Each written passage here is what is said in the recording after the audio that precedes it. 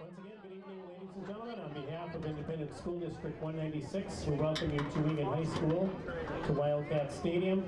Tonight's South Suburban Conference Girls Varsity Soccer game between the visiting Panthers from Lakeville North High School and your Egan Wildcats. Let's meet the starting lineups for tonight's game. First, the starting lineup for the visiting Lakeville North Panthers. Starting with the goalkeeper, junior, number 1, Mallory Benhart. Midfield, senior, number 2, Kelly Whitty. Midfield, senior, number 3, Ashley Bennett. Defense, sophomore, number 4, Kaylee Tomzak. Midfield, senior, number 8, Elena Shramov. Attacker, senior, number 10, Jocelyn Rowe. Defense, senior, number 12, Elena Tukolsky. Forward, senior, number 13, Abby Ruland. Defense, senior, number 15, Hannah Slackew. Attacker, senior, number 16, McKenna Lehman. The defense, senior, number 18, Marley Williams. The coaches of the Lakeville North Panthers are Brian Lehman and Mark Weevalanowski. Ladies and gentlemen, please welcome our visitors to Wildcat Stadium this evening, the Lakeville North Panthers. Now let's meet the starting lineup for your Egan Wildcats as they come through the introduction tunnel, starting with the goalkeeper, senior number 1, London Anderson. Midfield, senior number 2, Captain Megan Carlson. Defense, senior number 5, Captain Sarah Brecklin. Midfield, junior number 10, Maddie Hobbs. Defense, junior number 11, Yen Lee. Midfield, sophomore number 12, Mallory Jensen. Forward, junior number 13, Caitlin Matzik. Defense, senior number 16, Captain Mara Ganji. Forward, senior number 17, Kate Riley. Forward, senior number 19, Captain Lauren Rockford. The defense, sophomore number 23, Kira Waldrop. The Wildcats assistant coaches are Carrie James and Dylan Ron. The head coach of the Egan Wildcats is Sherry Ekstrom. Ladies and gentlemen, your Egan Wildcats. The officials for this game, the center referee is Ben Zwart. The assistant referees are Matt Edgar and Paul Kamani.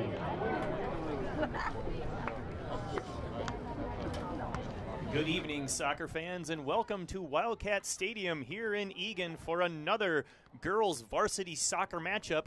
Tonight's game featuring the visiting Lakeville North Panthers and your Egan Wildcats. My name is Skip Newton. Glad to be here on Egan TV with my co-host, as always, Nathan Cron. Nathan, how are we doing this evening? Well, after the Lakeville North Panther boys defeated the Egan Wildcats 3-1 on these ETV airwaves not long ago, it's a little bit of a downer, but looking forward to rebounding here with a great performance from the Egan Wildcat girls, and they've drawn a huge, tough matchup here in these Panthers. Yeah, it's really interesting how this is just the 4th conference game, and already we're going to play the 2 best teams in the conference. We lost to Rosemount 4-0, and now we get the other top team in the conference, Lakeville North, coming in first place. They're 3-0 in conference play, 6-1-1 overall. They've scored 29 goals with just 7 against. They've had 4 shutouts, and they're currently ranked 5th in the state. So this is a huge, tough matchup for the Wildcats, who come in a bit on a hot streak. They've gone 5 consecutive games without a loss, so that's a good thing.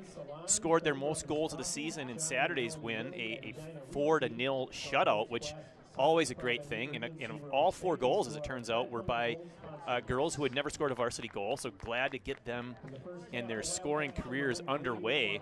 But it's a tough one tonight. Egan, I think, needs to come out hot. They need to come out aggressive. And the longer they can keep this game scoreless or even get a lead, the better. They need to get that momentum. Absolutely. We'll see if the Wildcats can bring the intensity, defensive intensity, passing intensity. Can everything be crisp? Can they control things? You know, we've talked about it, Skip. You know, if the Wildcats can control the ball and have a lot of foot-to-foot passes, a lot of keep possession of that ball, they're going to be successful long term. The Lakeville North Panthers have a lot of athleticism out there. Yeah, I like the idea of focusing on the foot-to-foot passing, the possession. You know, they need to be patient. You know, obviously look for their opportunities, but don't play the long balls. Don't get into that habit. That's just going to turn the ball right over to the other team, and we don't want the Panthers to get that. So far, obviously, very early, but so far it looks pretty good as Rockford gets into the box, unable to get a shot, but at least getting a little bit of pressure. First pickup of the game for junior goalkeeper Mallory Benhart. Hopefully we call her name a lot tonight. And as I said earlier, Lakeville scoring 29 goals in their 8 games now, assisted by a couple of really big games where they put a ton of numbers on the board, but still they're scoring goals, so Egan needs to keep them off the scoreboard. Yeah, even if you eliminate the 2 games where they had really lopsided scores, they're averaging 2 goals a game, just over, I believe, 2 goals a game. And of course they hung 4 on Rosemount, a team that really dominated these Wildcats here about 2 weeks ago. And so, you know, the Wildcats are going to have to make an extra effort to be very intentful and focused on what they need to do here against these Lakeville North Panthers, especially early in the game. Here's an early foul there in the far touchline. This one goes to Carlson. She's going to wheel and shoot. It goes wide. A diving attempt by the goalkeeper, unnecessary. It was not on frame, but I like the free shot and the quick control and shot by Megan Carlson. She did not hesitate. One touch to control, and then bam, she spins and shoots. Oh, I think against this defense, that's how it'll have to be. And you see the Wildcats come out in their standard 4-3-3, and we'll see how those players play in that formation. As when the Wildcats have struggled, they've struggled in the midfield, and we'll see if the Wildcats have got enough in the midfield. So controlling the ball for North there is number 10, Jocelyn Rowe. Goes back to the defense they clear. Matzik now controls here. She's going to go deep up for Rockford. She's met by the defense. Carlson goes over the top trying to connect with Riley. They're going to play it back to the keeper. Of course, she can't pick that up. It was an intentional pass back with the foot. This one just over the head of Carlson. Lee pressuring. Go back and forth through the midfielder here. And this is going to result in a throw-in.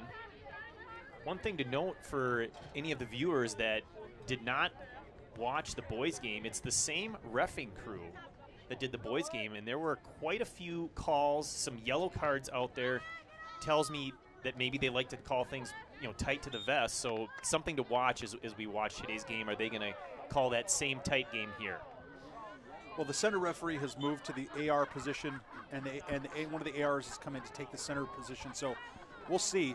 We'll also have to see if the level of physical play between these two teams matches the boys. There were some heavy challenges in the boys' game, and a handful of what you call professional fouls.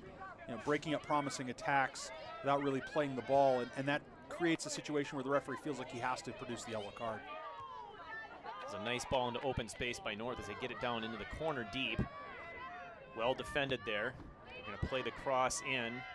A little bit of dangerous on the hop. Fortunately, plenty of space there for London Anderson to make her first save, and I'm using air quotes there because I don't think that thing was ever going to get into the net. But she gathered it up, as we like to see, punts it towards Carlson at the midline. Wouldn't mind seeing Anderson being a bit more aggressive off that line there, Skip. She kind of let that ball come to her, and while it worked that time, you know, we'll have to see against these Panthers as they attack. We'll have to see if she's going to have to become more aggressive. Nice clear out defensively there by the center back defender. Now she's going to go all the way back to the goalkeeper. So North defense using their goalkeeper well so far. It's about the 3rd time now they've passed it back. was a nice step by Lee. Didn't quite come off, but Ganji gets possession of it. Nice pass down to the corner. She's got Matzik looking to cross or shoot. Doesn't get quite enough on that left-footed shot. Easy save there for Benhart. One thing to note, senior co-captain Sarah Brecklin back on the starting line. She missed the last game nursing a bit of a knee injury, but sounds like talking to her after the game that she was just playing it safe, wanted to be sure nothing serious was going on, saving herself for this big game here in the conference matchup. And of course it worked out. Long ball by Carlson looking for Matzik again. Benhart comes off the line. So far, Skip, the Wildcats showing, I think, the requisite amount of defensive intensity. They're, North has been able to put some passes together, but as soon as the North player has the ball, Wildcat is closing her down very quickly. And I think the Lakeville North Panthers are just too talented for them not to do that. The Wildcats have got to do that, otherwise they could get on the wrong end of a score very quickly.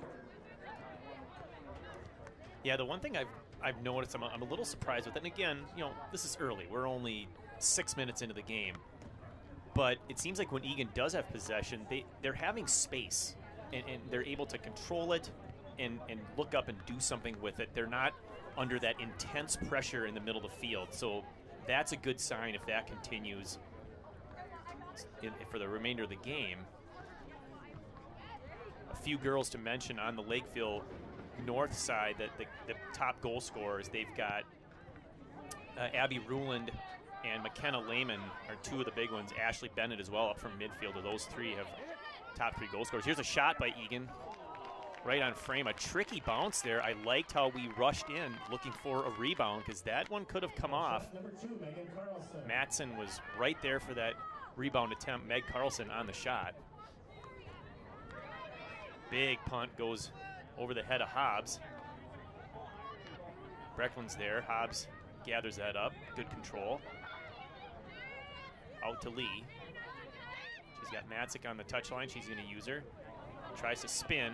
Doesn't quite get that one where she wanted. Now we're going to have another foul call. This is the 3rd one against Lakeville North, and I'll be honest, so far it seems pretty tight. I haven't seen anything significant, so I'm not sure what the center ref is seeing, but interesting. Yeah, very interesting. That time it looked like Jensen was, Lakeville player had an arm around Jensen, but didn't really influence her very much. Egan trying to punch this one past the defense. Nice play by Lee stepping up. She wins possession, pressured from behind, pushed down. No, this one I did see. That was an easy call. Foul against number 10, Jocelyn Rowe. Yeah, those match control fouls towards the center of the field, Skip, are intended to make sure they keep control of the game. And that makes, when you blow the whistle in this situation, it gives you a little bit more credibility. So she's 35 yards out and at an angle. This would be a poke, and she's not trying to score. She's trying to put in for Matzik, who touches it. Nicely done. Unfortunately, just settles it for an easy save, but that's an extremely hard volley off that great delivery by Ganji. Yeah, it was a great delivery by Ganji to let somebody run onto it, and credit to Matzik. She did a great job just getting a foot to that ball. I mean, do that 5 more times, Skip, and how many times are you going to have a scoring opportunity? Yeah, exactly. I mean, you'd feel good just getting a foot on the ball, but she actually got it to deflect the way she wanted it to go, which that's tricky when you also consider the fact that she's moving forward in the same direction as the ball was kicked, and she's got a defender right on her hip. So nicely done by Matzik.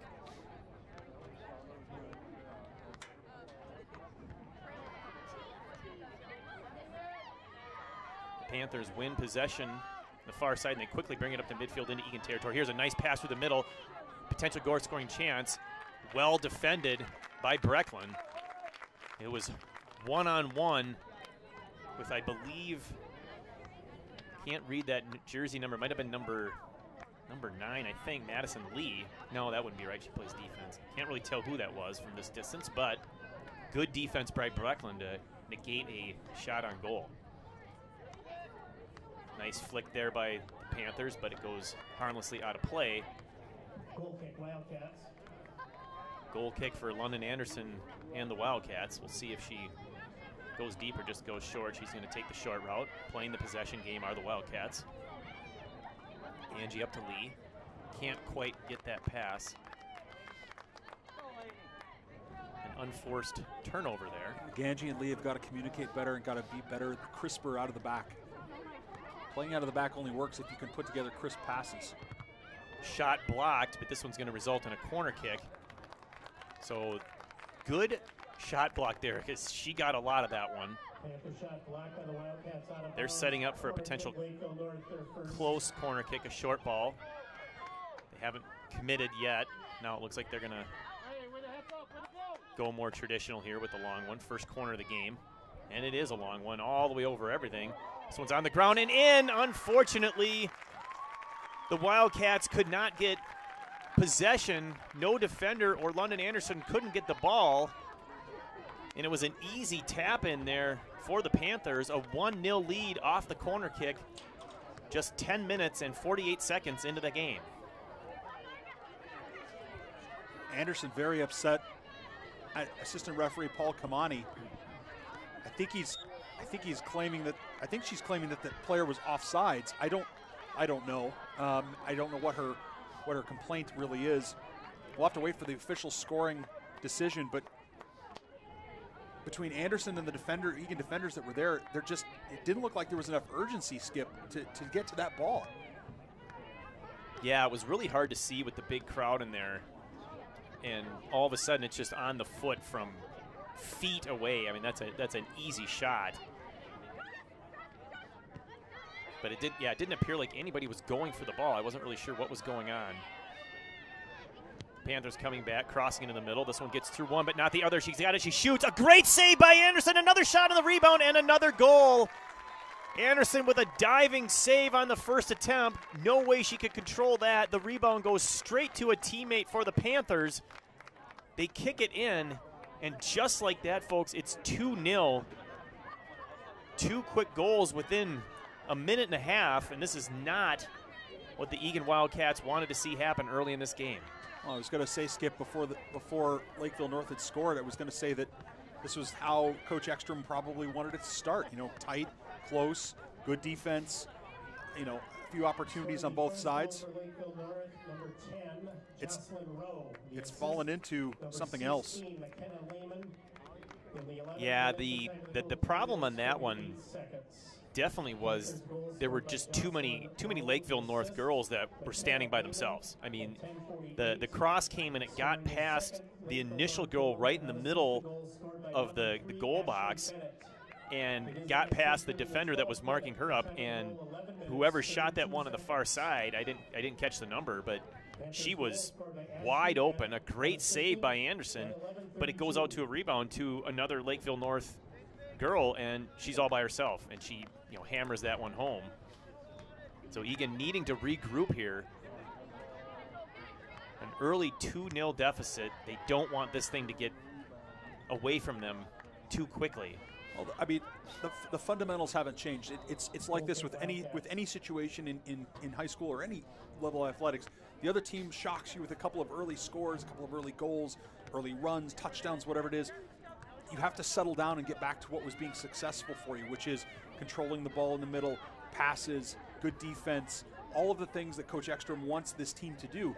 If they do that and they do it successfully and consistently, they're going to have an opportunity to climb back into the game. Have a throw in deep in the Wildcat zone. That said, the Panthers are looking, they smell blood in the water, Skip. Yeah, they're attacking really well. They clearly want to get the ball to the outside to come down the outside lanes and then cross that into the middle. There's a big throw played by the Wildcat defense, and they clear that out. Nice win there at midfield. Now Egan's on a counterattack. It's about a 3-on-4, maybe 3-on-5, pressured from behind. Lauren Rockford's got it, meets the defender head on, loses possession. Hobbs has it now. She's going to go all the way back, resets it to Brecklin. Brecklin misfires with Riley, and the defense clears it out. The Wildcats have enough time to climb back into the game. it's just going to be essential that they do it carefully. And by that, Skip, I mean, at least from my perspective, they've got to do what's going to give them success. What gave them success against Simley, what gave them success against other good teams that they've played. They've got to do the things that Coach Ekstrom wants them to do. And if they do those things, there's plenty of time for them to climb back into this game. Yeah, that's for sure. I mean, the negative is 2 early goals. The positive is it's early. I mean, there's plenty of time left. So if they can just, string something together, get some pressure, they can make something happen here. This one's kicked off the Panthers and out by Jensen, so it'll be another Lee throw-in. She's going to go back to Ganji, going to be pressured from the right side. She's going to go all the way back to Brecklin at midfield. She's by herself, pressured quickly. Goes up and finds a long pass with Carlson, nicely done. She goes outside to Waldrop, I believe, on the far side there. Left foot in, flick nicely over. Here's a shot by Jensen, deflected by the Panthers. This one's going to come out of play for a throw-in on the near touchline. So some good passing there. More of that, girls, more of that. Yeah, it was a good sequence for the Wildcats. That's what you want to see. See if they can maybe get a corner out of this. Rockford pressuring. And we're going to get the first foul called against the Wildcats. A little too much pressuring. I think in some games that's not a call, but tonight it is. So they will need to adjust to what looks like it's going to be a fairly tightly called game. It's a very skilled team in white here for Lakeville North. They're going to take advantage of that by those tight calls. They're going to be taking advantage of the opportunity. So right now, I'm actually surprised there wasn't a whistle there. I was waiting for it too. Nice little give and go there. Lakeville North coming down the side. They cross it over. They got a girl on the far side wide open. Beautiful cross. Waldrop recovers just in time to kick that one out of bounds. The Egan defense on the outside is getting caught, is getting burned. Skip. I mean, that's several times that the Panthers have gone that inside-outside 1-2 pass, and the outside backs have been beaten and not able to cover. And so Ganji and Brecklin have to come over, and that leaves people open on the far side of the field. Another call here against the Panthers. Into the game forward, Angelina Yin, who scored her first goal on Saturday. It's either the 5th or 6th foul on the Panthers here in the first half.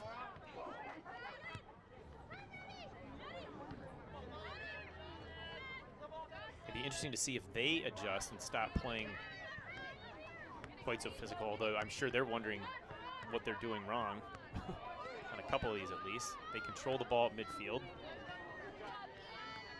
I wouldn't change a thing if I was the Lakeville Panthers. I'm ahead 2-0. Right, exactly. And another foul call. It's either 6 or 7. I'm going to say 7. Wildcats. Now, granted, these are all fouls. Virtually all of these fouls are fouls in the in the Egan half of the field, Skip. So they're not going to be situations where there are going to be opportunities really to score off of them. But fouls tend to pile up. I mean, the more fouls that occur, I mean, we did see a substantial number of yellow card cautions. Imagine persistent infringement would be an issue here if the girls keep fouling. If that's number 7.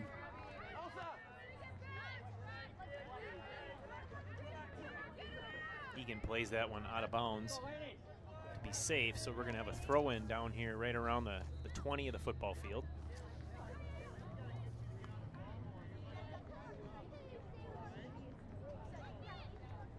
Throwing in is Tukalski. Wildcats gain possession. Weisendowner battling with it, but can't get it. Here's a long shot with the left foot right on to London Anderson. There's a rebound there, but nobody within 15 yards of her.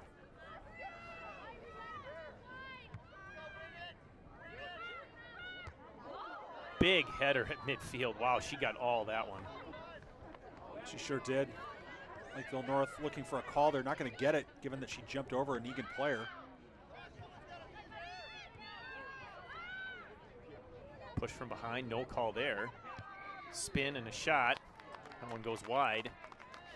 I will say, Skip, the longer this, the more contact we see,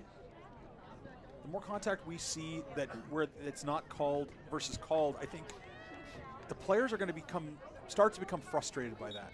They're going to start to become frustrated where a foul, you know, he blows a whistle once, he doesn't blow a whistle on the next one, and I'd be concerned if I was the referee here, only because there's a little bit of inconsistency in what he's doing. It's going to get, players and coaches are going to get a little frustrated by that. Weisendonner loses control, shoves from behind. That's a fairly easy one. Yeah, I agree there. That's like you said, Skip. That's an easy call, especially with the tone and tenor of the game that's been set so far.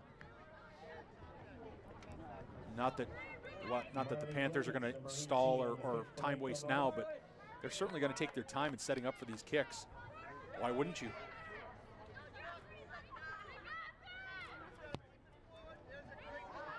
Big boot by number 18 right into the box. This one's dangerous. Wildcats need to get on this one. Unlike the corner kick, they do. And it goes out for a corner kick. That was Marley Williams, senior defenseman, number 18. That was a brilliant free kick, wasn't it? Oh, man, absolutely, she hammered that. Absolutely beautiful. Corner kick goes short. Megan Carlson controls. She goes long. Would have liked to have seen her eaten up a little more space with the dribble there. She controls now. Nice play. Pressure from behind. She didn't know she was there. Yeah, someone's got to talk to Carlson and let her know that she's got pressure. It's Schramoff, number 8. Weisendonner up to Rockford. She's got Carlson. She uses her. Nicely done. She's got pressure, though, and she doesn't win the ball. Some speed for North here. Kira Waldrop catches from behind. Well played. She was making a run and had to get back into her position. So I think that's Logan that's come in for Rockford in the middle, Skip. Oh, that's right. Yeah, my bad. Thank you. Dangerous ball right in the sweet spot there, but fortunately Egan wins that. Weisendonner's going to go back to Lee. She goes long. I don't think she realized that she had time to control that and look for a pass. So, as you mentioned, into the game, Ella Logan, number 15. Just to the left of the girl throwing the ball in. That's number 12, Elena Tukalski. Someone's got to let Lee know that she's got time or that she has an opportunity. That time Yen Lee just hoofed it forward, and really there wasn't anybody there. And you know, having to win possession back and get possession back against a very good team and then turn it over again is definitely not what you want to be doing. Lee's going to get a breather into the game. Kate Cron, freshman defenseman, goes to the right back position, and then Kira Waldrop switches over to the left side.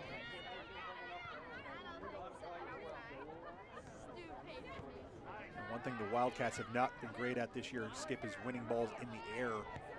They've won a few, but it hasn't been very consistent. Angie's going to shield this one off. Not a whole lot of effort there by North. They're content to let the goal kick happen. And the reason I mentioned that, Skip, if I'm honest, is that Lakeville North right now is winning balls in the air. Every time there's a ball or a header or an opportunity, Lakeville North is almost always coming up with the opportunity. There's a long one going over everybody. Ella Logan racing after to put pressure. Nicely done. Kicks it deeper down, but it's still going to go out of play. This one's going to be a throw-in for the Panthers. Taking that is going to be Tukalski. I like the burst of speed from Logan. It's flashed a couple of times here. And I think we'd like to see the Logan test the back line of the Panther back line. Yeah, I would as well. She's a quick player, especially when she gets out in the open. She can really stretch it. I would like to see her utilize that. Here's a giveaway by the Wildcats. Quick restart. Schramoff, number 8, controlling the ball. She's going to do a through ball. This is nicely done. The Panthers have a chance coming in on the far side. They do a long shot. It's off the post, and it's not in. It hits the crossbar. Somehow stayed out of the net. A heck of a shot. For a sophomore. Man, she just rifled that one. Paul Gobbin absolutely just crushed that ball. Nearly perfect as it goes over the outstretched arms of London Anderson off the bottom of the crossbar, but fortunately goes straight down, and Egan's able to corral the rebound. So goal number 3 is not had. Hobbs has it now. Over to Cron on the far side. She's going to go for Yin. Yin, nice pass in the middle. This is where the Wildcats need to be patient and get that shot. Don't just kick it towards the goal, but pass or shoot with a purpose. Cron's going to take the throw, a good choice. She's got a rocket for a throw-in. I'd like to see them somehow leverage that for an opportunity. Bit of a break there. I think Lakeville North didn't need to do that, but they kick it out of bounds. We're going to have the first corner kick for the Wildcats. Let's see if they can capitalize like Lakeville North did on their first corner. Yeah, it was a mental error for Lakeville North conceding the corner there. The keeper had that lined up, and yet it was sent. Out. Yin goes over for potential short ball, and that's exactly what they do. Nice little spin move. She moves into the box. Now she centers right to North. There's nobody there for Egan. Weisendonner coming back. Nice move in the middle. Can she beat another one? Not quite. And this is cleared over everyone. Now we got a foot race, and she is onside. She was on her own half of the field when that ball's kicked. This is a potential breakaway. Waldrop pressuring, trying to get there. She does, but the shot unfortunately goes right into the corner. London Anderson had come out of her net to cut off the angle. A perfect shot just inside the pole. It is 3-0 Panthers with 14 minutes and 27 seconds left. A great counterattack breakaway. Waldrop couldn't quite catch up. The Panthers capitalize. It's absolutely, I mean, it's clinical. It's absolutely clinical. The Panthers just, I mean, I'm watching this play, and it was a great effort by Waldrop to get back, to place pressure on the shooter. And to be honest, I don't know the number, and we'll hear it here in a minute, but the Panthers are absolutely clinical right now. Whenever there's an opportunity, they're not missing their opportunities at all. And that's exactly the point I was going to make, is that it's not like they've taken 20 shots on goal in 25 minutes of play. They've had one go off the crossbar, a couple of harmless ones wide, but the good scoring chances they've had, they've put them in the net. I mean, they're absolutely finishing every good scoring opportunity. I mean, now they've got 32 goals on the season already. Maybe this is why. I mean, they're just peppering the back of the net. Well, it's just Skip, they're so clinical. I mean, what a great finish. I mean, that was a finish that you would expect from a player that's really, really smooth and clean. Left no doubt, really, that Anderson really just did not have much of a chance. Well, Egan trying to counter. Into Yin in the box. She's fighting for possession. Can't get around the larger defender. Bit of a size disadvantage there for the freshman. But yet, she has the ball back. Oh, that clearing attempt went kind of off, but still ended up going right to Lakeville North in the middle. And now what we're seeing is North is really controlling the ball in the middle of the field. They're open with time to possess, time to look for those streaking attackers coming down the wings or in the middle. We need to get more pressure on the ball so they can't be so easy with it. Still a good bit of time here in this game, Skip, as you indicated earlier. Wildcats need to put together something here to get a little bit of momentum, make them feel like they can climb back into this game. Right now, Panthers are really kind of taking their hearts. Yeah, Egan needs to score the next goal. I mean, that I think goes without saying. A 4-goal lead is insurmountable in my opinion. But if they could get one here in the first half, give them at least a little something to feel good about going into halftime and hopefully make some adjustments. For the Wildcats, back in the game, Lauren Rockford, number 19, Valerie Jensen, number 12, Kate Riley. You also wonder, Skip, if maybe a formation change is necessary here, because right now, I think the way that the Wildcats climb back into this game is controlling the midfield, lots of passing in the midfield, foot-to-foot control passes, and maybe they need more of a midfield presence. There's Rockford. She's going to turn and fire, but too far out for that spin shot.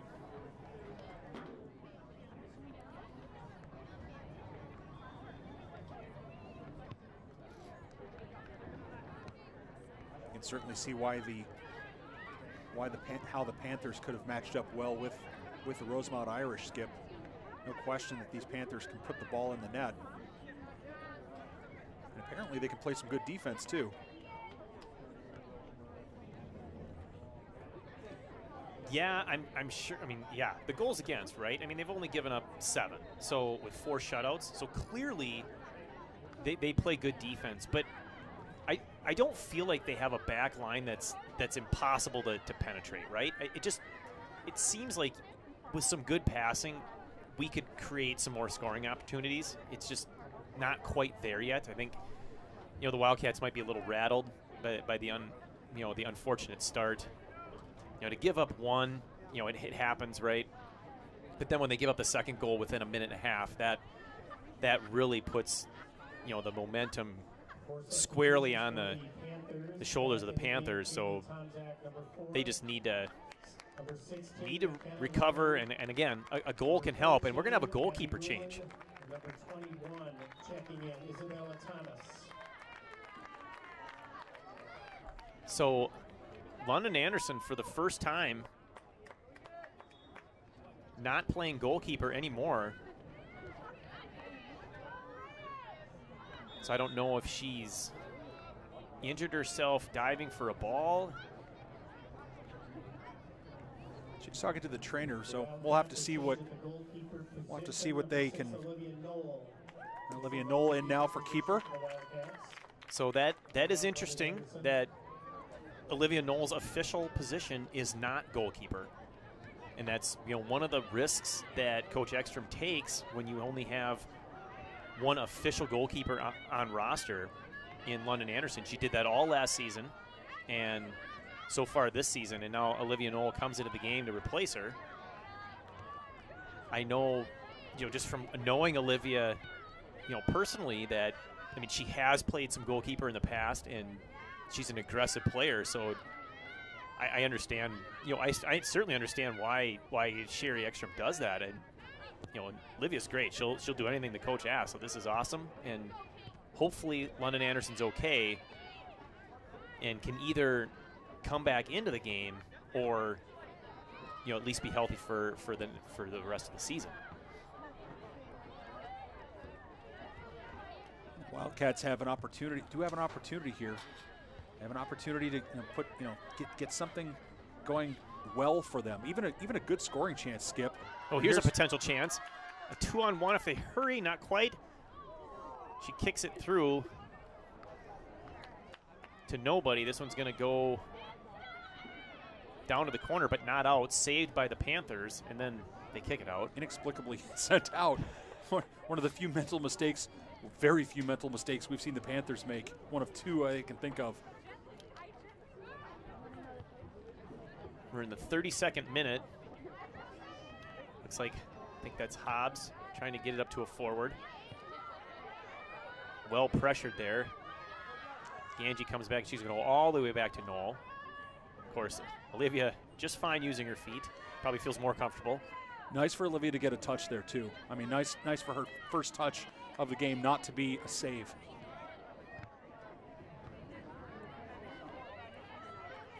I'm sure her parents are loving the fact that she's playing goalkeeper. Just like they couldn't be nervous enough already, right? Nice flick by the Panthers attacker there. Brecklin goes back to Knoll. She knows not to pick that one up. Plays it over to Ganji. Ball drop on the near touchline.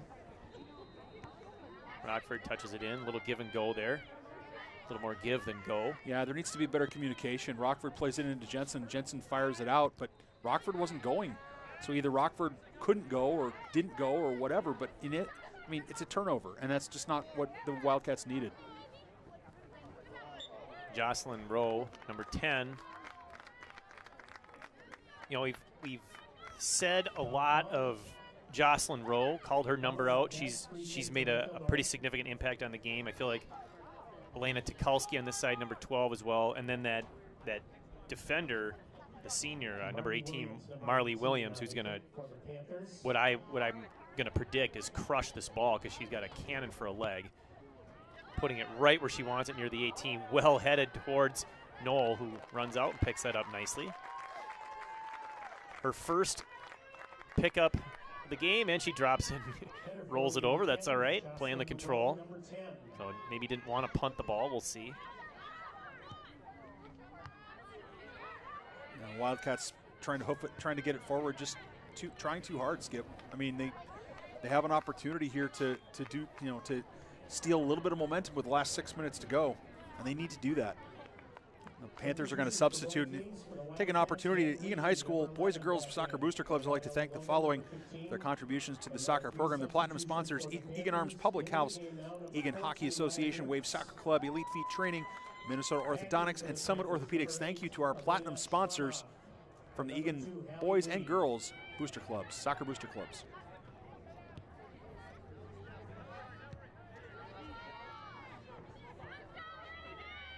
This one headed by Ganji. Hobbs is there. She's got a defender on either side. Splits them, wins it. Nice footwork to create space. Now she's got time to survey the field. Pass doesn't connect with Riley. Play down the far touchline, but Brecklin wins that, kicks it off of the Panther player. You notice that the passes, those passes to the forwards are occurring really in the defending half, Skip. That the Wildcats are not getting into the attacking half before they're playing that through ball, and it's just too much. It's just too far for the forwards, too much for the forwards to have to do.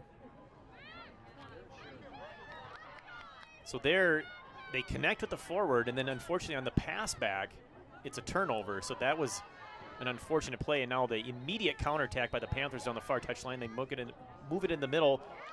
Shot goes on to Knoll. She plays it perfectly. Well done. Olivia Knoll clearly doesn't want to punt the ball. that is the, at least the body language and the decisions that she's making. That's what it's telling me. An unfortunate misplay there out of bounds, a turnover.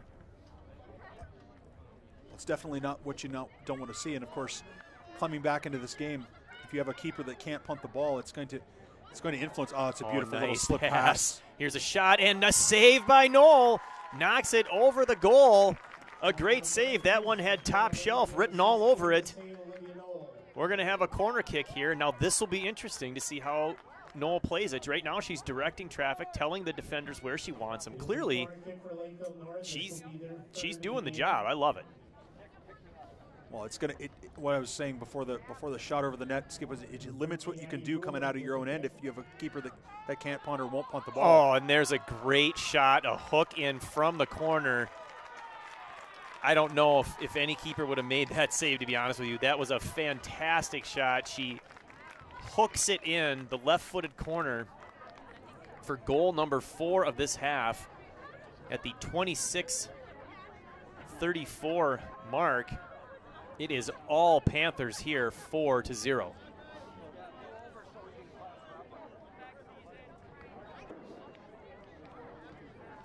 It's an absolutely systematic demolition. It really is. I mean, Wildcats just right now don't have an answer for this Panther onslaught.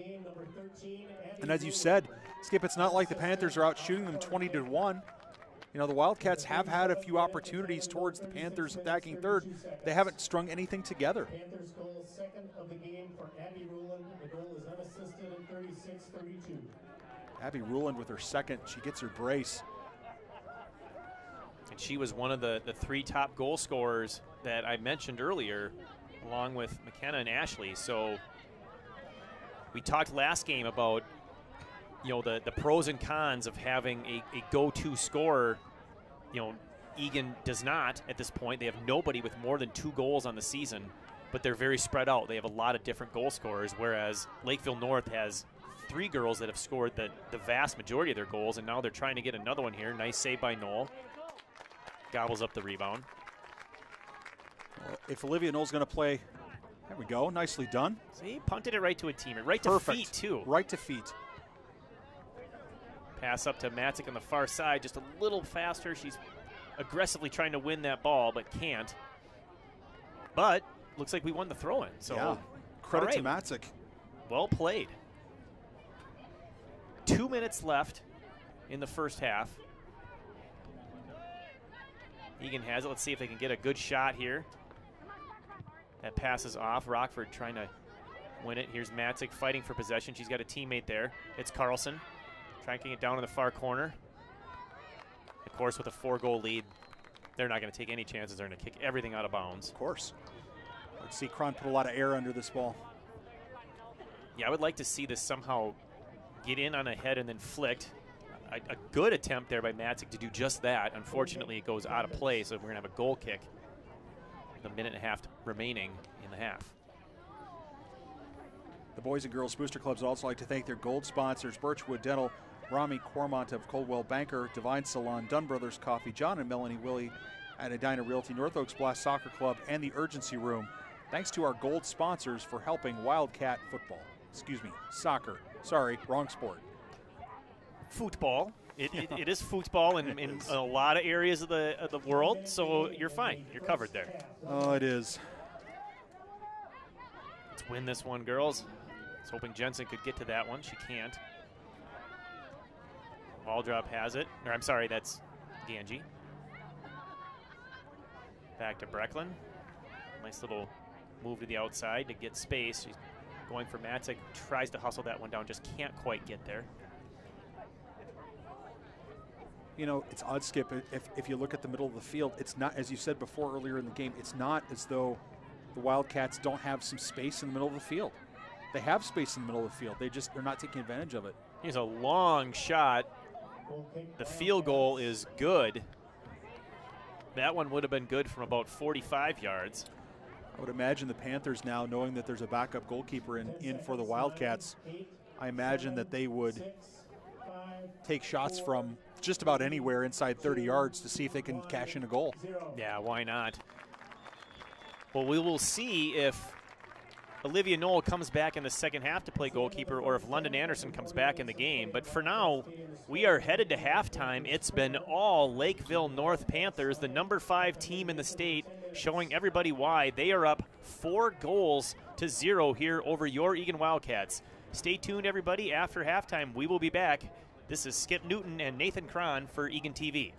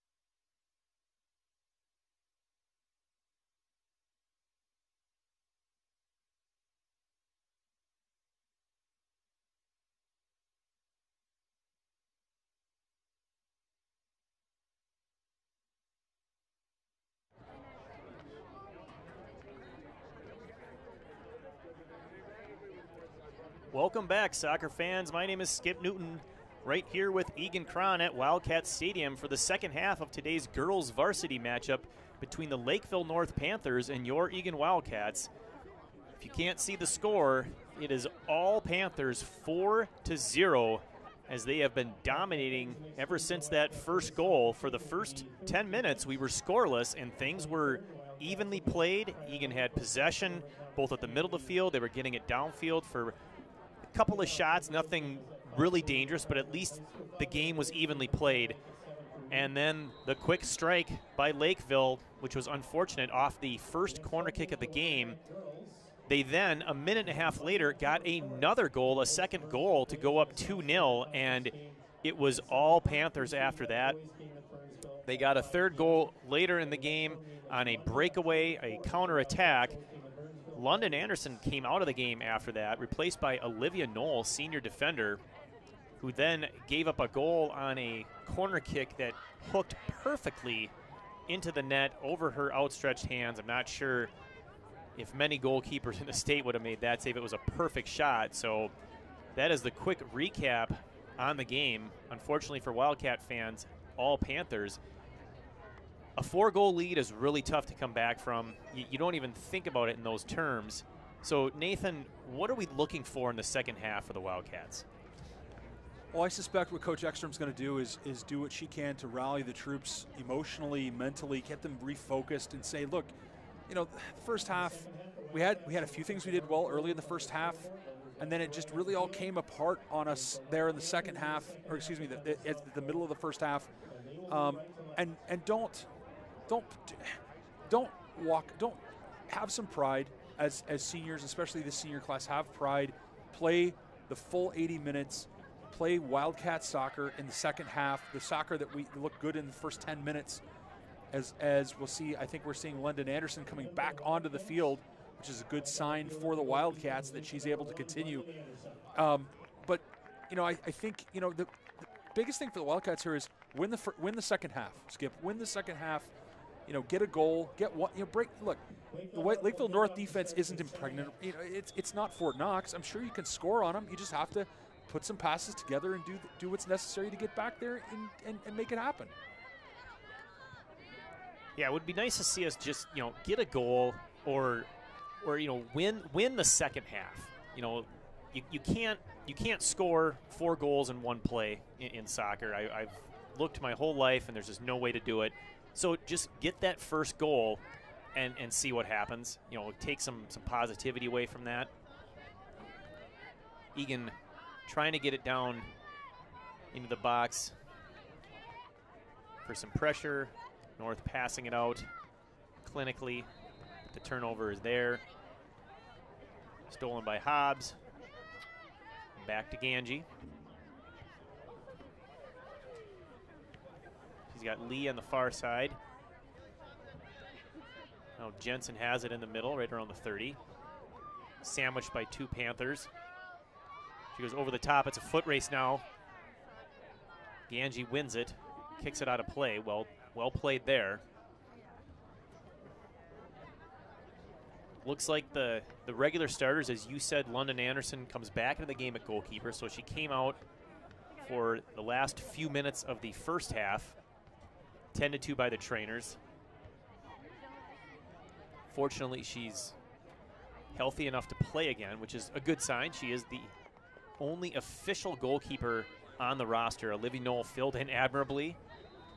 She's always willing to do whatever is necessary to help the team, but her first position is not goalkeeper. Your strike combination here for the Wildcats as they continue with 3 up front. You've got Savannah Ward, who scored her first varsity goal on Saturday. You've got Ella Logan on the outside, and Caitlin Matzik has moved from her outside position into the middle. So Coach Ekstrom going with a slightly different strike combination, and some different people move to different places to try to jumpstart this and hopefully create an opportunity here for the Wildcats to get on the board. Well, when a game gets, you know, a little out of hand, and I'm not saying we're there yet. There's still a lot of the half to be played, but it does give coaches a chance to do some different things with their personnel. You know, clear the bench, try some things out. Nice control there by Brecklin, but then she loses it. Battle at the midfielder. looked like the center ref wanted to call it, and then he did. So it was a delayed call. He's been calling it tight all game for the most part. Well, it's not a bad foul to call. He's playing advantage. I just wish that instead of having his whistle to his mouth, I wish he would signal advantage so that we all know what's going on. And the players know what's going on too. This will be Williams looking to put this one right at about the 18. She gets even more of it in farther. Great kick. Comes out to Jensen. She can't connect with the forward, but now wins this one, and Egan will look to counterattack. Eating up space in the middle. She's got Carlson on her right. She decides to go long, where Williams is there, battled for with Matzik. Matzik trying to win it back, but she can't. This one goes Yen Lee on the far side. She brings it across the middle. Now they connect with Carlson. Someone's got to move for Carlson. Carlson's going to go far the outside. This is Waldrop. She kicks one trying to either get a shot or a cross. Unfortunately, did not take a touch to get her body pointed the right direction, and that is a really hard kick to make when your body is facing the wrong direction. You're kicking it across your body. You have to turn those hips in order to get the ball to go where you want it to go, and that was not executed there. And I see that so often with all the soccer that I watch on these players coming down the sides into the corners, and they go to center it and they don't turn their hips towards the target.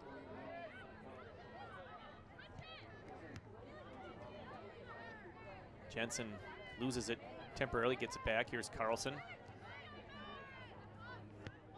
This one played in by Waldrop. Matzik has a chance, racing in against the defender, but it's well shielded.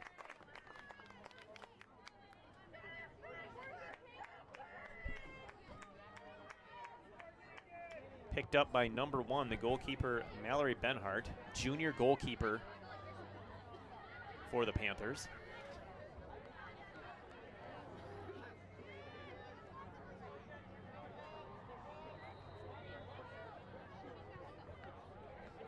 Really is a picturesque scene here if you sit back and just look. The beautiful night, the lights on, the wind has finally died down, so it's not quite so windy as it was earlier. The gorgeous moon in the background from our view up here in the booth. It is a wonderful night for soccer. Just need to get some goals on the Wildcat side. Good pressure there by Logan.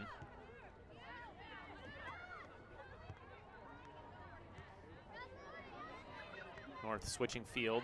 Yen Lee comes up, deflects that one out of play right at the scorer's booth. The official over there at the table. North double teamed by the Wildcats. This one goes out of play.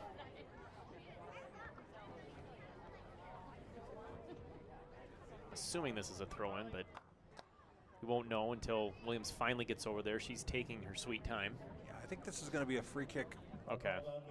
Foul on the Wildcats.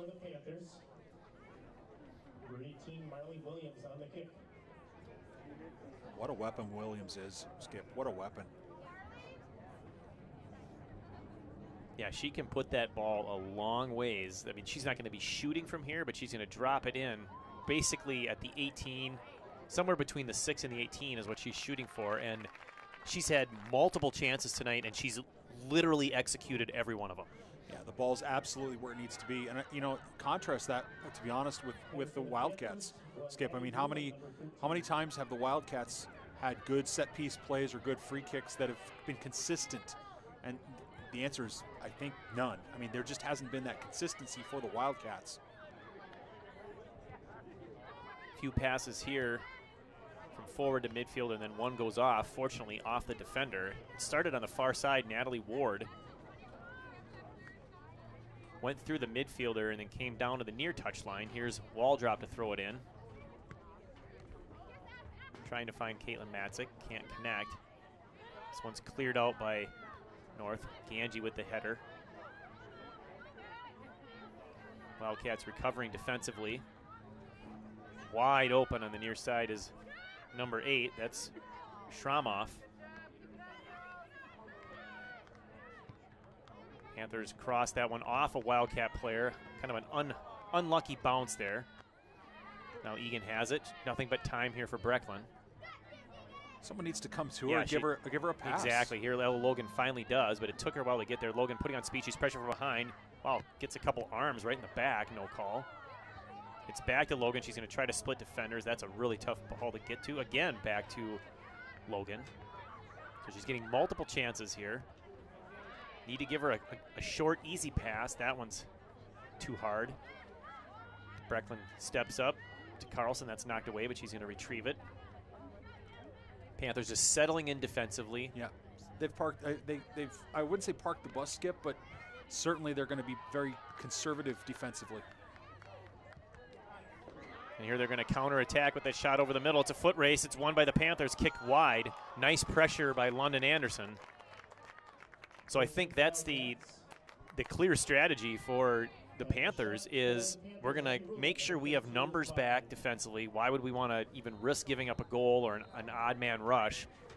But we can quick counter with the long ball if we see the opportunity. Of course, they don't have to. I mean, when you're up 4, you have the luxury of not really having to pressure the other team and trying to score goals. You just need to prevent the goals.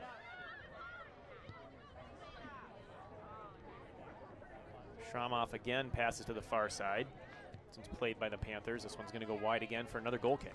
Now, Wildcats tried to build from the back that time, Skip, and that, of course, for anybody at home who's not familiar with that concept, you know, playing it short in the back and giving it to your defenders give it to your midfielders then pass it up to the forwards, and some opportunities then can develop. But the reality of it is that time, for instance, they built from the back. There were 3 or 4 passes in the back. Lakeville Panthers were pressing. Wildcats didn't do anything. They had girls on islands, and that's not the way you can't win soccer games with everyone on an island. You have to come and help your teammate when they need a pass or someone to pass to. Yeah, moving without the ball. It's a vital part of a lot of team sports. Of course, in soccer, I mean, there's one ball, there's 22 girls on the field when you count both teams. That means 21 girls don't have the ball, and they need to do something besides stand and watch like we're doing.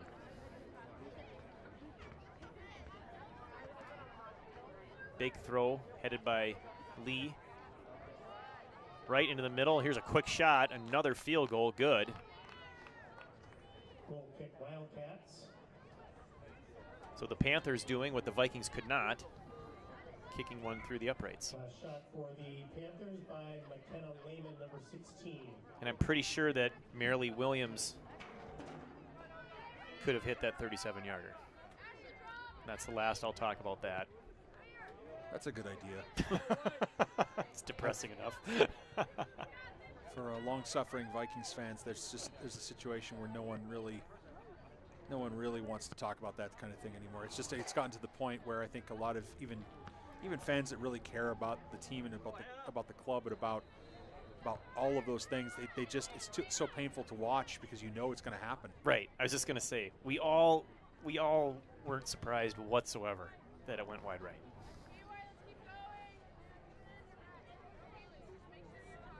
All right, back to soccer. Enough of the American football talk. Carlson, nice job controlling that. She's got Rockford, finds her on the near touchline. She's got space. She attacks it with the dribble. Well done. Now she can play it down the touchline if she wants, or she can go back to the middle. She's got Carlson, or she can dribble to the middle, wide open. Nobody there. Finally, Panthers stepping up to play defense. So Egan attacking space well with the dribble. Unfortunately, can't get it into a spot to take a shot. Gets down onto the far goal line. Now they clear it out. Right back in by Egan. Now they control. Let's see what happens here. Can they get there first? No, they can't. It's still in the box.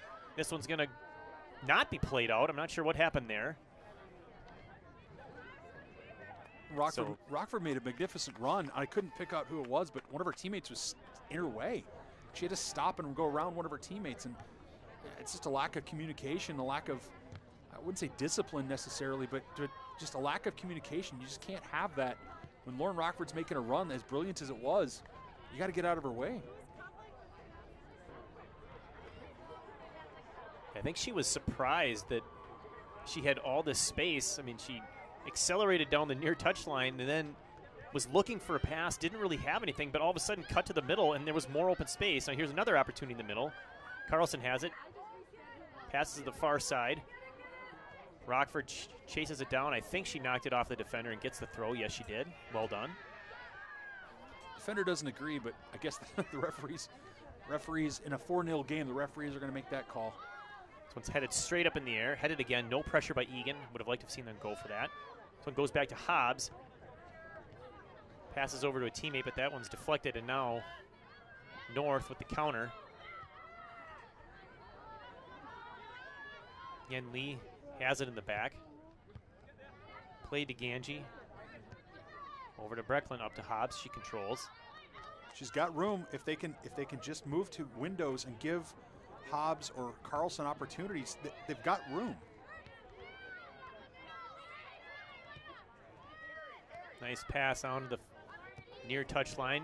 She's knocked down from behind by Rockford. That's an easy call. So number 15, Hannah Slyku, senior defender, knocked down. So this will be another free kick by Williams, which should land somewhere between the football goal line and the yellow 18, the outside of the penalty box is my prediction. Right in the middle. That's where she's been targeting them all game long. And gets it to the 18. It's headed by North. Rolls in on London Anderson. She's going to roll it right out to Ganji. She's got Yen Lee on the far touchline. Goes past her. Up to forward. Fortunately can't connect with Lee. Goes out of play. We're down to the final 25 and a half minutes. Still 4-0.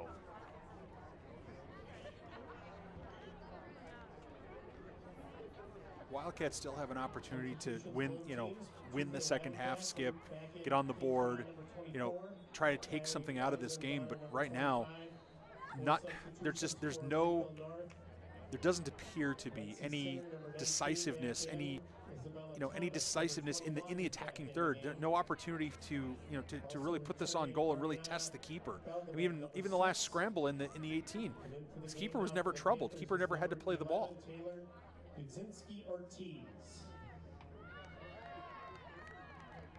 Looks like we've got a centering ball that was deflected out for a corner kick for the Panthers. 2 of their 4 goals have been on corner kicks. The first one landed in the box and was kicked in easily. The second one went directly in the net, so they've been very successful on these plays. This one, not so much, although they still end up getting a shot out of it from far range, just not connected well there. Goes back. Well played there by Waldrop. That being said, I think if I was Coach Ekstrom, I might watch this film and say to my team, look what Lakeville North did in the first half, scoring these goals, the 1-2s, the way they were authoritatively putting balls right where their teammates could use them and need them, and how successful they were. And the Wildcats have talent, they have athleticism. It'd be interesting to see if they can mimic some of that play either in the second half or certainly in games moving forward this season. Yeah, that is the nice thing about, an unfortunate loss, as this one is looking like it's going to be, and same with the Rosemont game, is they're still fairly early in the season. I mean, again, this is only the 4th conference game, so there's a lot of conference games to be played. And if they can go on a run and string together some wins in conference play, they could still get a decent seed going into the sections. And sections, anything can happen, but yeah, they're going to need to get the bad taste out of their mouths from this one. They're going to have to recover because the schedule doesn't let up. I mean, it's not like they get 5 days off to practice, then they can come back. I mean, they'll get a practice and then another game. And here's a long shot off the crossbar. That's at least the second or third time they've hit the crossbar tonight. Ball played long but not out. Egan controls at midfield. Now we're going to have a foul, so it would be an Egan kick. a massive shot there from the back line. Call on the Panthers, free kick for the Wildcats. So they play it short. They're going to work it up the field.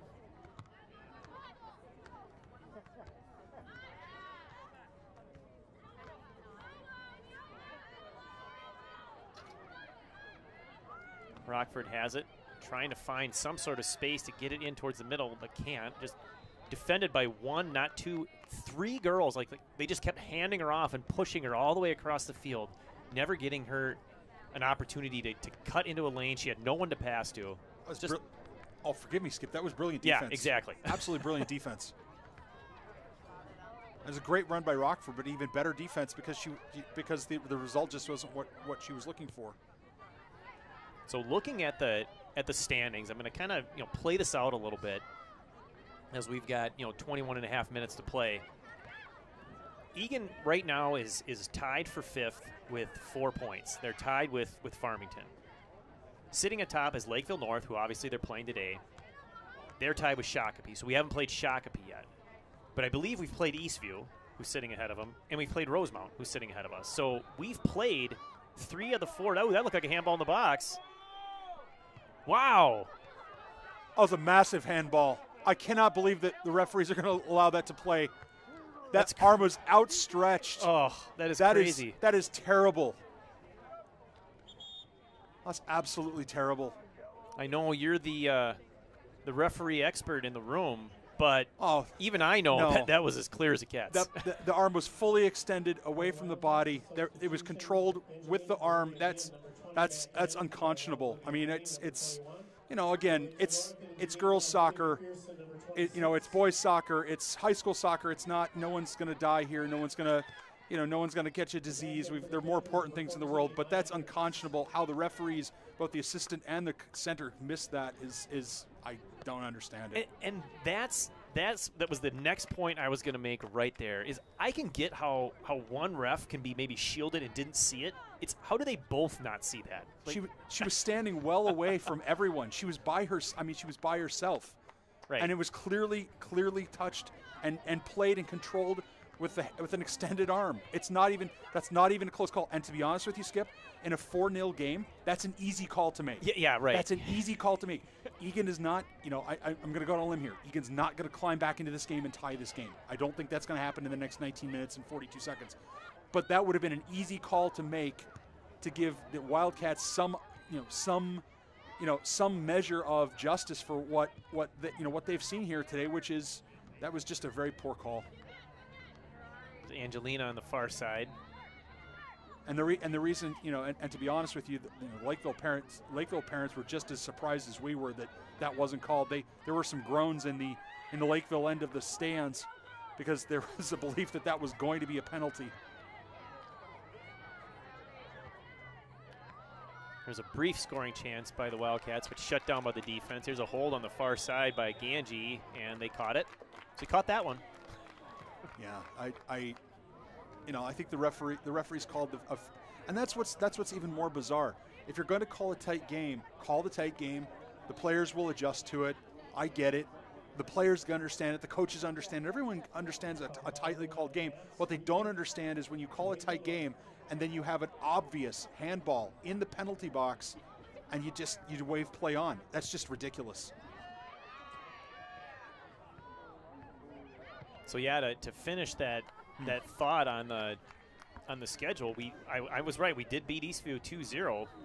That game's in the past. So after tonight's game, we're at Prior Lake, then a non-conference game at Blake, then at Apple Valley, at Lakeville South, Burnsville, and we finish a tough one with Shakopee. So that Shakopee game, the last one of the regular season, is the last game. They're the only game we have left against a team that's above us in conference play in the standings. So that absolutely opens up an opportunity for this team to make a run and to get a bunch of wins, string them together, whatever's ailing them, fix that, and go into section play. And I know it sounds crazy to be talking about section play already, but these fall sports seasons are so fast. I mean, we're already on, it's the 21st of September, and we're it's like 2 weeks, and bam, we're talking playoffs. So, if you can right the ship and make a run, you get some confidence, you get a good seed. You delay that. Here's a potential breakaway, not quite well played there by the Panther goalkeeper. Haven't unfortunately called Benhart's name for a while, but she races off the line to get that. But if you can get that momentum going, you get into a single elimination playoff. Strange things happen. That's right. All it takes is, the team that's the higher seed to have one off day, or you have a great day, or whatever, and you're moving on, and they're not. So that's what I'm kind of looking for is can we build some momentum in the next 2 weeks? I think that's right, Skip. And you look at the section, as you're setting up for section seeding, and not all these section teams are in your conference. Apple Valley's in your section, Bloomington, Jefferson, Burnsville, Eagan, Eastview, Hastings, Park, and Rosemount. So they've played Rosemount, they've played Eastview. They have games still against Apple Valley and Burnsville in their section. And those are the only 2 other games in their section. Now, certainly conference record is going to be important, but also wins head-to-head against section opponents is going to be also very important to break ties. If you beat Apple Valley, we beat Eastview. The girls beat Eastview. If Eagan and Eastview are very close in the seedings, Eagan's going to get the nod over Eastview in terms of the higher seed because of the head-to-head win. Yeah, and if we can get up to that 2 or 3 seed with Eastview, this is just playing this out and assuming that Rosemount's number 1, then you avoid Rosemount until the last game, and that's fine. Yeah, that's what you roll want. The dice. Absolutely. If you're an Eagan supporter, that's what you want. You want to avoid Rosemount until you're in the final. And if you're in the section final and you're playing Rosemount, and they're an excellent team that we saw earlier this year, and you take your chances in a one game against Rosemount. Deep throw here for the Panthers. Nice flick in the middle. Another flick. Well played. Kind of a back kick towards the goal. That was funny. That shot is blocked. Panthers have it. They're going to go far side or near side. That one goes right between the legs of an Eagan defender. That's a bit unlucky. Eagan trying to control. Nice ball down to the corner. That's going to connect with a teammate. Here's one in the box. It's played just off. It looked like it was a shot that went off the Eagan defender and wide. A great ball down near the goal line, and then a beautiful pass back. So instead of just crossing it and putting it into the reach of London Anderson, the goalkeeper passes back to a teammate for a one-time volley shot. Number 13, Abby Rulin, is going to take this one. I believe she's got a couple of goals today already. Well, if the Wildcats don't score here in the second half, it certainly won't be super positive. But that being said, if they can keep the Panthers off the board here in the second half, I think they would. I wouldn't say feel good about it, but at least it's something to build on. Yes, exactly. And we got a really ticky-tack call there. Yeah, the foul by Lauren Rockford was so heavy that the player never broke stride and never had any intention or indication of losing the ball. As Williams, just a brilliant pass to midfield.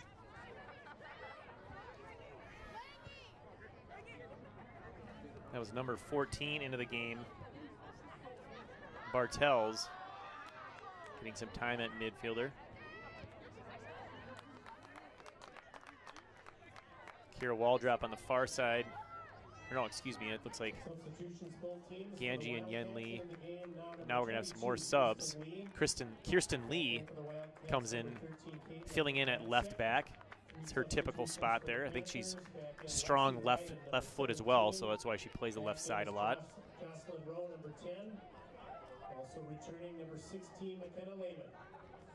The other back line, we've got Mara Ganji, Kira Waldrop, and then Kate Cron is on the near side.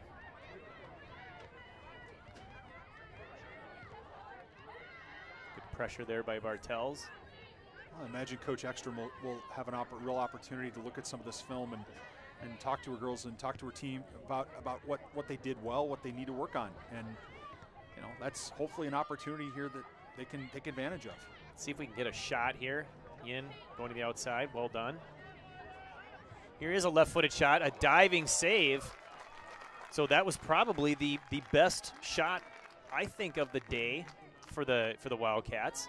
Nice left foot. It was a little bit sneaky too. It's like all of a sudden it just bam happened very quick. I like how she was willing to take the left. You see so many players these days where their right foot is their dominant foot and they refuse to take a left-footed shot, and it costs them golden scoring opportunities because they have to get it across to their right. Yeah, nice play by Riley there. It was a nice shot. Through ball intercepted there by Waldrop. She's going to give the big left foot. This one's up to Riley. She's got girls on either side. She should have gone right, went to Yin instead. Unfortunately, she had Caitlin Matzik wide open on her right. She was focused on Angelina Yin. Wildcats with the ball. They're going to cross it in. Matzik in there to deflect it, trying to get possession, trying to get a shot. She can't. She's played over just outside the box. Now back in for a big boot by Williams. Fielded perfectly at the middle of the field. Kate Cron is there. She kicks it. She's knocked down. No call. I think the fans are expecting that call now after all the stuff that's been called that got everyone kind of raising their hands and wonder. Yeah, and the Pits made a late appearance here. Unfortunately, they're not going to see a Wildcat victory, but the Pits made a late appearance. Of course, the Egan volleyball team was in competition inside the gym. It is nice when they play at similar times, so as soon as that game ends, they empty the gym, and a lot of those students come out and catch the end of the soccer game, and it makes for a better atmosphere for sure, especially the other night. Got yet another foul that nobody can. I don't know what that was about. Yeah, especially when Lakeville North had possession of the ball. I mean, you just play advantage. In any event, maybe. Oh, I was going to say maybe the center ref is a big fan of the free kicks that Williams takes from the back line, and he just wants to see more of them. Then of course she kicked it short. Here's going to be a shot right at London Anderson. I want to remind you that ETV will be broadcasting the next football game for the Wildcats on October 1st against Eastview. That's homecoming. The Wildcats football team's on the road 3 weeks in a row. They've got one more week I can't speak tonight. One more game on the road, and then they'll be back for homecoming on the 1st. And of course, these Egan High School the girls team will be playing again on the 4th against Burnsville. The boys will be playing on the 2nd against White Bear Lake. That'll be your next ETV action for the soccer teams as well as the football team. So what you're saying is, from a soccer and football standpoint, we're done until the month of October. That's right. That's crazy. Can't believe it's that close to October. Waldrop has it at midfield. Nice little 1-2 there. Pass up the far side. Yin racing for it in the corner, and she hits there. The ball is still live. Nicely done. Egan controls. They cross. Now they have it, trying to tee up a shot. Well defended. Still can't get that shot. Good pass. Kick towards the middle. That's easily deflected. Defense in perfect position. So while good possession by the Wildcats, they can't get a shot on goal.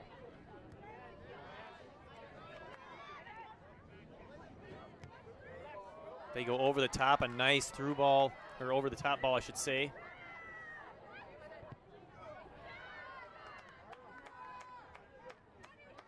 Hobbs has it. She's going to be harassed from behind. Didn't see her coming. Kept in by the Panthers. Cron pressured from behind. She spins her. Well played. Pass to the middle. Hobbs has it. She's got Matzik, but she goes back to Cron. Cron's going to go deep. That's straight to Williams. Over the head of Matzik. Kept in by the Panthers. Matzik wins possession. tripped at midfield. That's going to be an easy call. Really liked. I know there's only less than 7.5 minutes here, and yes, as Egan partisan, as an Egan supporter, you want to see, love to see Waldrop put this in a place where they can actually make something happen. Yep. Yep. Drop it into the 18. That's what we're looking for here. She's got the leg. Oh, perfect ball. Look at that. Nicely done, and it trickles onto the goalkeeper. Unfortunately, the Wildcats can't get anything on that. A perfect delivery by Kira Waldrop. That's exactly what we were asking for. Absolutely. No, you couldn't. She couldn't have scripted it or drawn it on a chalkboard any better. That was exactly what the Wildcats needed.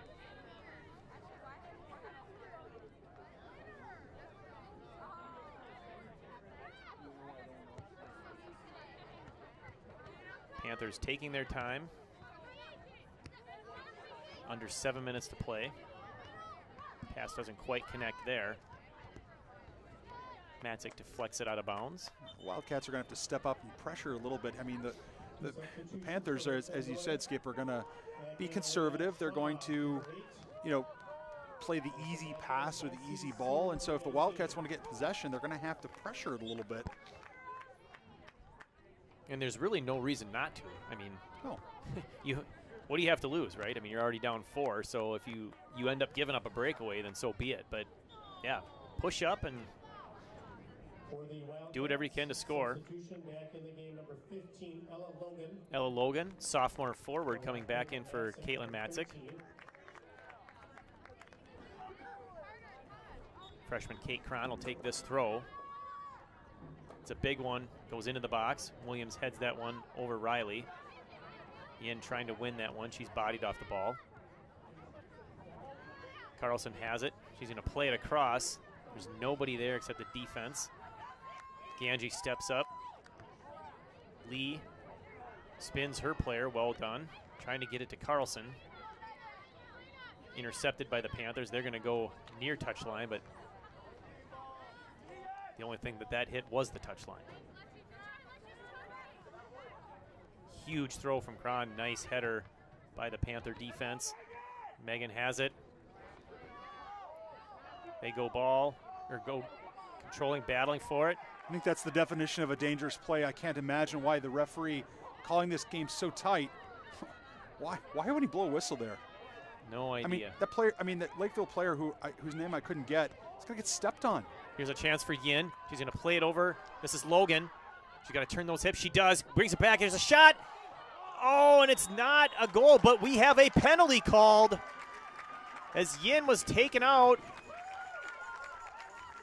We'll have a stoppage of the clock with 4:31 to play in the game. We are going to have a penalty kick for the Egan Wildcats. A great couple of passes there. We talked earlier about turning those hips to get that ball centered. That's exactly what Logan was able to do well there. Is this Riley on the kick? Looks like it's Maddie Hobbs. Okay, number 10. And she puts it too high. That is a bummer. Would have been a nice little positive there for Hobbs. Well, and the Wildcats, just to break the duck and get on the board.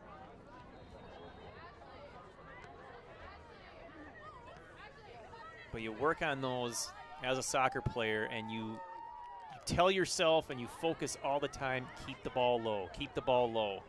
Because the worst thing you can do is miss the net, especially high. But that's a live ball.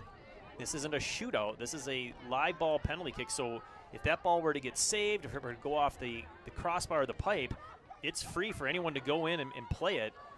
But of course, when you kick it over the net, there's no such opportunity for any sort of rebound. But that's kind of how the night has gone, unfortunately. Now she's doing what she does best, controlling with her feet at midfield. Here's some physical contact in the middle, no call. I think if he was going to call it, would have been advantage. Referee played advantage there, made the signal for advantage, which I like. Lets everyone understand exactly what he's thinking. Nice pass down the far touchline. This one's crossed off of Maraganji, I believe. Yes, and we have a corner kick. Corner kick for Lakeville North. This is their I say thanks to our ETV crew, Josh Sibley, Darren Straub, and Nick Mudd. If you're interested in those guys work for ETV, but if you're interested in volunteering, doing camera work or something else, go to the website, let them know. They'll be happy to have you. Nice diving save there by London Anderson, getting it out of that box as she came off her line on that corner kick. I like the aggressive play there. I like the fact that London Anderson came back in the game and has played a very good second half.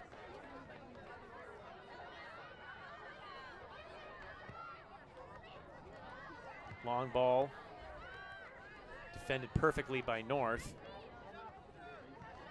Now they'll bring it back down. Also playing a long ball, but that's going to go to Anderson. 2 minutes left. She'll just roll it over to Waldrop. Up to Hobbs. She flicks it over to Carlson. Right idea. Fortunately intercepted. Here's Lakeville North looking to score again. They've got the ball right at the 18. There's a left-footed shot. This one's going high. Wildcats shot Jocelyn Rowe, number 10.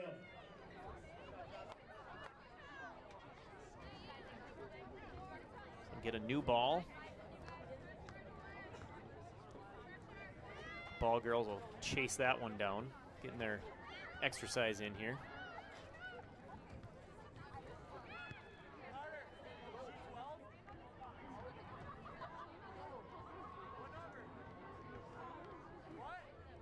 Just about ready to wrap this one up as we're entering the final minute. Egan looking to take one more run down the field. 1 minute remaining in the second half. Well, Skip, one thing the Wildcats certainly can do is they can take some solace in the fact that they did not concede here, at least so far in the second half. But also, it gives them a sense of how far they have to go. If they want to be section champions, if they want to play at the state tournament, if the seniors here want to step into that rarefied air, they're going to have to step up their game. And it's very clear in playing Rosemount and Lakeville North that the Wildcats just aren't there yet. They can get there, but they're not there yet.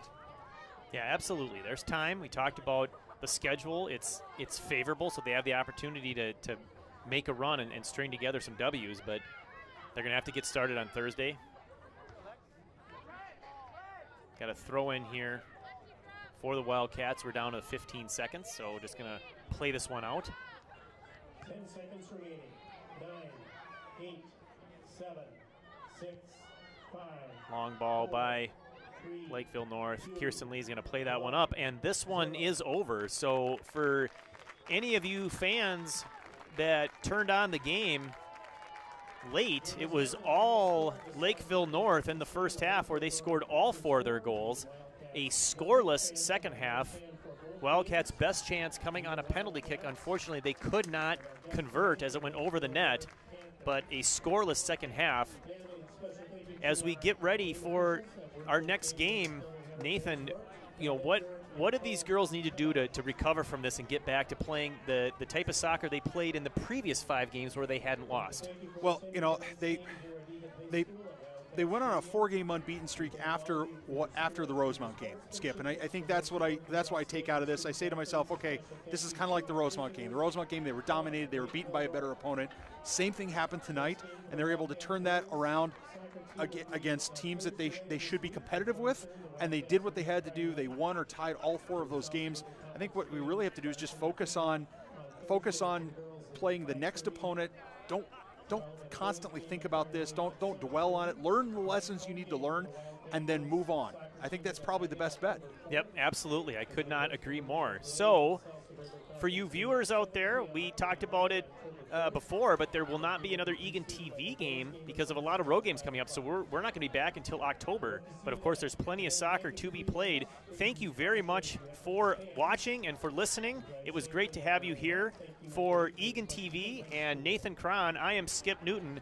The final score here at Wildcat Stadium, Lakeville North 4, Egan 0. Great night, everyone. Take care.